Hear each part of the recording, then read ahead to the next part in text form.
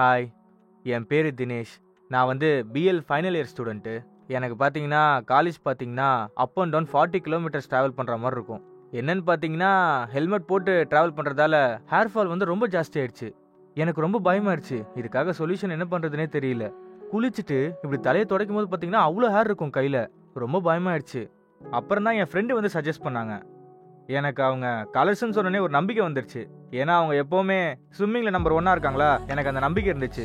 போய் அவங்க வந்து அங்கே டாக்டர் கிட்ட வந்து ஒரு சஜஷன் கொடுத்தாங்க. என்னோட ஹிஸ்ட்ரி எல்லாம் கேட்டாங்க, ஃபேமிலி பேக்ரவுண்ட் கேட்டாங்க. அதுக்கு முன்னே கூலாக எனக்கு எக்ஸ்பிளைன் பண்ணாங்க. இது வந்து ஒன்றுமே கிடையாது, ஜஸ்ட் வந்து உங்கள் ஹேரை டிரான்ஸ்பிளான்ட் பண்ண போகிறோம். உங்களோட ஹேர் எப்படி பழைய மாதிரி இருந்துச்சோ அந்த மாதிரி கம்பேக் ஆகும்னு சொன்னாங்க. எனக்கு வந்து அவங்க சொன்னோன்னே ஒரு பாசிட்டிவ் எனர்ஜி வந்துச்சு. 2 to 5 hours சர்ஜரி பண்ணாங்க.